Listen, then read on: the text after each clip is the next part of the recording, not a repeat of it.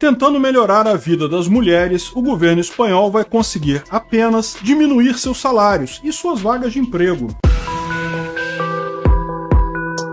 Esse é o Visão Libertária, sua fonte de informações descentralizadas e distribuídas. Esse artigo foi sugerido e escrito por Quinta Essência, revisado por JJ Liber e narrado por mim, Peter Turguni. O Parlamento espanhol aprovou no dia 16 de fevereiro uma lei que permite que mulheres espanholas se ausentem do trabalho por conta de cólicas menstruais fortes. Assim, a Espanha se torna o primeiro país europeu a garantir legalmente essa possibilidade, cujo objetivo seria combater a pobreza menstrual e eliminar qualquer tipo de preconceito negativo no local de trabalho. Além da questão das faltas em função de cólicas menstruais, a lei também flexibilizou o aborto e as políticas de gênero, além de prever distribuição de absorvente e pílulas do dia seguinte. Nesse vídeo, porém, vamos nos focar apenas na questão da licença por cólicas menstruais. A justificativa para a aprovação dessa lei é bastante óbvia: garantir mais direitos para as mulheres e valorizar o seu trabalho. De acordo com informações apuradas pela União Sindical Obrera, 53% das mulheres espanholas sofrem com menstruações dolorosas, sendo que esse número chega a 74% no caso de mulheres jovens. Portanto, seria necessário garantir que essas mulheres pudessem se ausentar do serviço para lidar com as dores menstruais com tranquilidade, sem que isso trouxesse qualquer tipo de prejuízo financeiro. Parece muito bonito no papel, não é mesmo? Porém, como bem sabemos, na prática a coisa é diferente. Se metade das mulheres realmente sofre de cólicas dolorosas durante a menstruação, isso significa que metade das trabalhadoras poderão faltar alguns dias, todos os meses. O projeto de lei previa originalmente um limite de 3 faltas a cada ciclo menstrual. O texto aprovado, contudo, não impõe esse limite. Ciclos menstruais são variados, em muitos casos irregulares. Existem mulheres que podem, inclusive, ter 2 ciclos dentro do mesmo mês. Imagine agora que uma mulher fique todo o período menstrual afastada do trabalho por conta de dores, e que ela tenha 2 ciclos no mesmo mês. Bem, nesse caso ela teria ficado quase metade do mês sem trabalhar. Embora essa situação tenha que ser atestada por um médico, é difícil imaginar que, no fim das contas, a palavra de uma mulher não será suficiente para justificar suas faltas. Como a empresa poderia se certificar de que a mulher não está mentindo sobre o seu ciclo menstrual? E como um médico poderia ter certeza de que a mulher está mesmo sentindo dores? É uma situação complicada e certamente nenhum dos envolvidos vai querer comprar essa briga. No final das contas, vai prevalecer aquilo que for alegado pela mulher e não será difícil de imaginar que uma ou outra vai querer se aproveitar dessa situação. De acordo com a lei em questão, o governo é quem vai bancar os dias de licença das mulheres, ou seja, as empresas não precisariam se preocupar com os custos das ausências de suas funcionárias. Mas a coisa não funciona bem assim. Afinal de contas, se a empresa sabe que ficará com seu quadro de funcionários desfalcados durante alguns dias do mês, ela precisará necessariamente colocar alguém no lugar para cobrir aquelas faltas. E isso, por óbvio, traz uma série de custos adicionais para a empresa, que vão desde o salário desse novo funcionário até o mesmo custo de ter que contar com sua pouca experiência na função. Além disso, deve-se questionar também a capacidade do governo espanhol de realmente bancar as faltas das funcionárias, conforme estipulado lá na lei, né? A Espanha atualmente possui uma dívida pública quase incontrolável que ultrapassa os 100% do PIB. Esse gasto adicional apenas fará aumentar esse problema, algo que prejudicará todos os espanhóis, homens e mulheres, no longo prazo. Além de todos esses problemas de ordem econômica, existe ainda a questão da empregabilidade das mulheres de forma geral. Usando os números apresentados no início desse vídeo, sabemos que metade das mulheres espanholas sofre com dores menstruais. Logo, a outra metade dessa força de trabalho não possui esse problema, o que significa que essas mulheres não precisariam faltar ao serviço por esse motivo. Portanto, elas não representariam prejuízo para a empresa em função de constantes faltas, amparadas pela lei. Agora fica a pergunta: como é que uma empresa poderia saber no ato da contratação qual mulher possui cólicas fortes e qual não possui? O fato é que as empresas tenderão a tratar todas as mulheres da mesma forma, reduzindo as vagas de trabalho destinadas a esse público, por saber que existe uma grande probabilidade de que, uma vez contratadas, essas mulheres faltem ao trabalho vários dias por mês. Como as fortes dores menstruais são mais comuns em mulheres jovens, é provável também que as empresas prefiram contratar apenas mulheres mais velhas, o que reduzirá a disponibilidade de vagas no mercado de trabalho para as jovens mulheres que já sofrem com a falta de experiência. É muito provável, inclusive, que as empresas prefiram contratar mulheres que já estão na menopausa e que, portanto, não sofrerão deste problema. No final das contas, contudo, é mais provável que as empresas simplesmente prefiram contratar homens para fugir de todos esses penduricalhos trabalhistas. E com menos vagas sendo oferecidas para as mulheres, seu salário tende a diminuir. Por outro lado, com mais vagas sendo ofertadas para os homens, o salário dos homens tende a aumentar. E assim, essa lei espanhola, que supostamente visava trazer melhores condições de trabalho para as mulheres, conseguirá apenas criar uma disparidade salarial entre elas e os homens, além de reduzir a sua empregabilidade de forma geral, algo que vai impactar tanto em mulheres que faltariam ao trabalho, quanto aquelas que não faltariam de qualquer jeito. A própria UGT, União Geral dos Trabalhadores, algo como a CUT, lá da Espanha, foi contrária à aprovação do projeto de lei justamente por este motivo. Mas além do ponto de vista econômico e da questão da empregabilidade, também precisamos questionar o aspecto libertário desse tipo de lei. Pela ética libertária, leis estatais que obrigam empresas a tomar determinadas atitudes, sejam em relação a seus trabalhadores, seja ao seu modo de produzir e ofertar serviços, e até mesmo a sua política de preços, são sempre uma violência praticada contra indivíduos pacíficos. O governo não deveria ter o poder de dizer o que empresas privadas deveriam fazer, porque isso viola a sua propriedade privada das empresas, bem como a liberdade contratual. Empresas e funcionários devem ser livres para decidir as condições contratuais pelas quais se dará a relação empregatícia. Salários, benefícios, horas de trabalho, remuneração extra, tudo isso pode ser previamente decidido entre as partes de forma livre e consensual. Se o empregado não concorda com as condições oferecidas pela empresa, basta que ele não assine o contrato, procure outro emprego. No longo prazo, a tendência é que o mercado crie condições cada vez melhores para os empregados, uma vez que a produtividade geral tende a aumentar. E posto que a mão de obra é um recurso cada vez mais escasso, na verdade, a maior parte dos benefícios dos quais os empregados hoje desfrutam, como folgas semanais, planos de saúde, férias remuneradas e que seriam considerados um luxo para trabalhadores de 150 anos atrás, foram concedidos livremente pelas empresas, como forma de atrair os melhores trabalhadores. O que acontece é que, em todos os casos em que uma nova condição contratual é imposta às partes por meio do Estado, o custo dessa imposição será sempre pago pela parte mais fraca. Numa relação trabalhista, o funcionário é sempre essa parte mais fraca, pois ele precisa mais do emprego do que a empresa precisa do seu trabalho. Assim, quando o Estado impõe condições trabalhistas que se reverterão em novos custos, esses custos serão sempre repassados para os funcionários. Em alguns casos, isso pode ser feito por meio de cortes salariais para manter o balanço da empresa estável. Em outros casos, isso será feito por meio de demissões e da redução do quadro de funcionários. Em ambos os casos, empregados serão os prejudicados nessa história. Tentando beneficiar as mulheres, o que os políticos espanhóis vão conseguir é justamente o oposto: diminuir os salários das trabalhadoras espanholas, reduzir drasticamente suas vagas de trabalho, e isso num país que possui uma taxa de desemprego superior a 13%.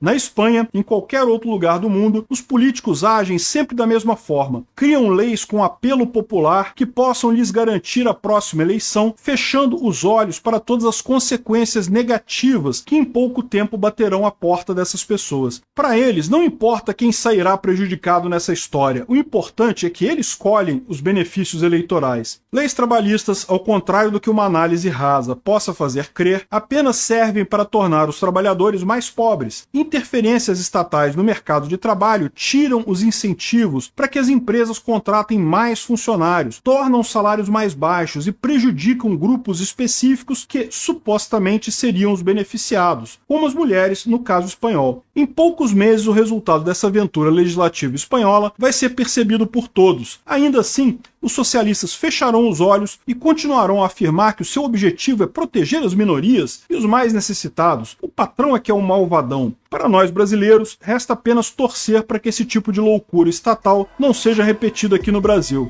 Infelizmente, tem muito pouca chance disso não acontecer. Obrigado por sua audiência. Se você gostou desse vídeo, clique no ícone de curtir abaixo e compartilhe o vídeo em sua rede social. Se você deseja ser notificado de outros vídeos, clique em se inscrever e depois no ícone da campainha. Até a próxima!